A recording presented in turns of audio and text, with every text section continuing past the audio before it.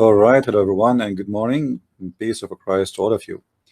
I just saw a video sent to me by one of you, and it was a guy. His name is Muhammad Hijab. If you remember this guy, he is one of those who've been invited by the Titan TV to debate me, and he escaped. He ran away. In the Titan TV, he mentioned, I guess, three names or four names. He mentioned Muhammad Hijab, Adnan Rashid, and I think Ali Dawa, something like that. However, this is not really what important. For me, all of them, they are, like, except Adnan Rashid, he is educated. The rest is just a bunch of potatoes trying to make themselves like they are the one who knows Islam. However, the video sent to me, it was an interview in the D show for the guy who they call him Muhammad Hijab. In case you do not know how he looked like, you can click at the video underneath. There is an info for the whole interview with the Dean show. All right, I'm not going to play the video, so Muslims don't play the game of copyright. And in this in the beginning of this video, they quote this guy saying that everything in Islam is a copy of the Jews from A to Z. In other way, he said, actually, everything in Islam, you can find it in the Judaism from A to Z. Now, is that really proving Islam to be true or proving Islam to be a false cult? Let us examine how Muhammad is copying from the Jews. Is he copying from his God, which is the teaching of his God, or it is Muhammad is copying the Jews?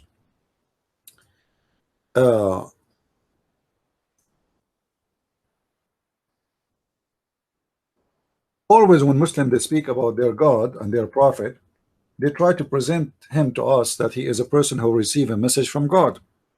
And when we ask them what is the proof of that, they have no proof. Even the Quran have no proof. Even the Quran said to Muhammad, if you don't believe, go and ask the Christians and the Jews.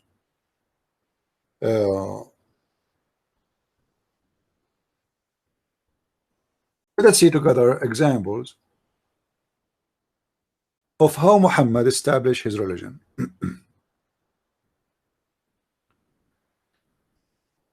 If we go in this hadith here, we will find this.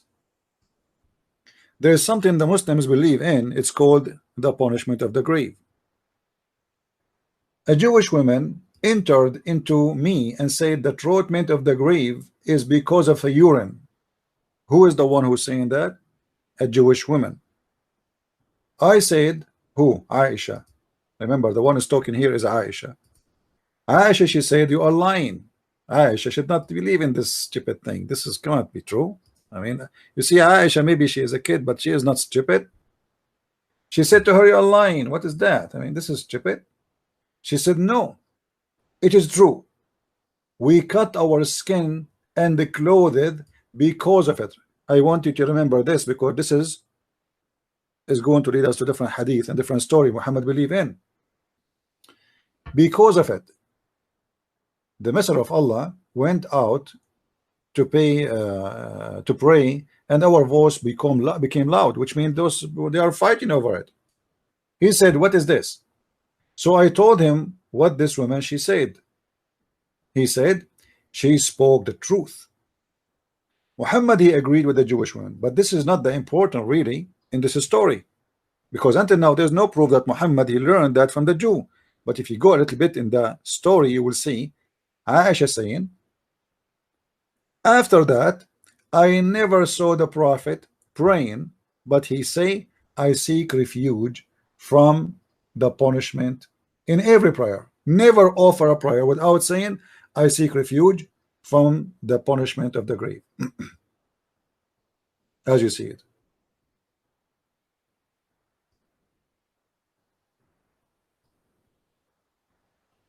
Here you notice that Aisha, the wife of Muhammad, who witnessed Muhammad praying, anytime he prays, supposedly, she is his wife. She is a person who stay with him in the house. So there's nothing hiding from her.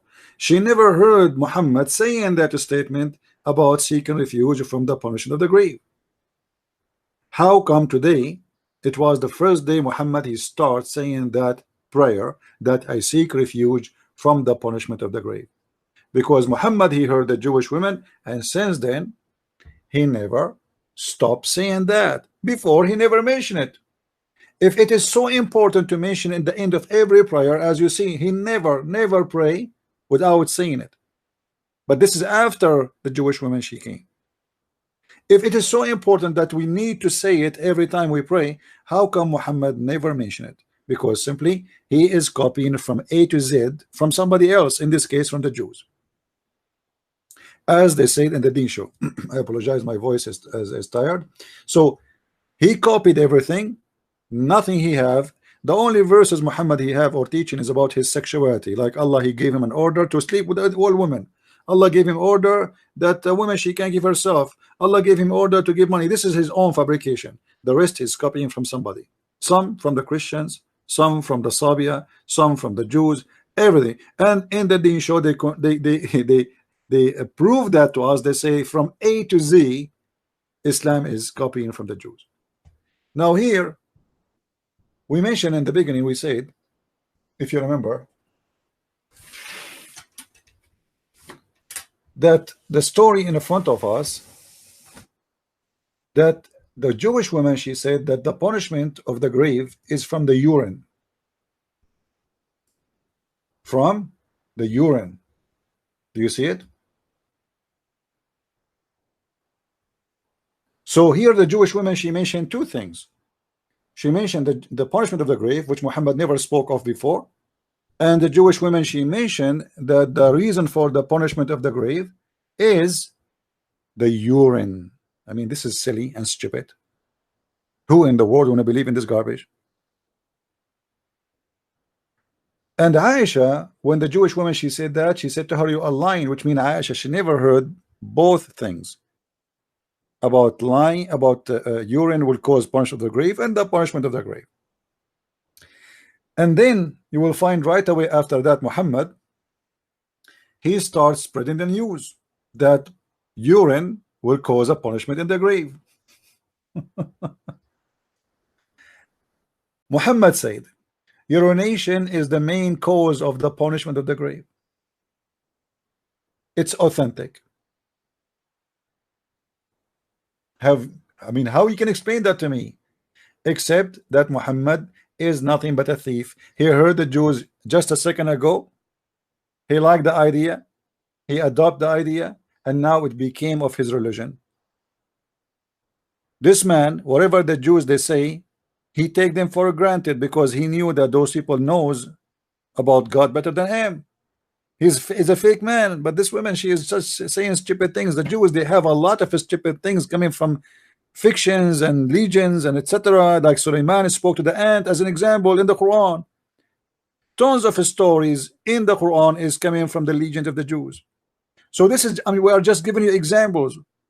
The ring of Sulaiman, the flying carpet of Sulaiman, the ant speaking to Sulaiman, the genie of Sulaiman, the flying horse of Sulaiman, all those stuff in the Quran is coming from the Jews.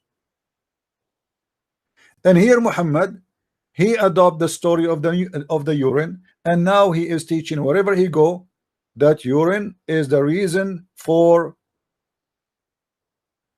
punishment of the grave. How in the world somebody can say such a thing? You see, when you are a fake prophet and you copy a stupid lie, that will get you busted. Muhammad, when he got copying the Jews, saying what she said, this naive woman who believe in fairy tale stories, if this story is true, as Muslims they say, Muhammad, he got himself busted and he exposed himself. How you are a messenger of God and you believe in such a garbage story? A man of God will not believe in such a stupid thing.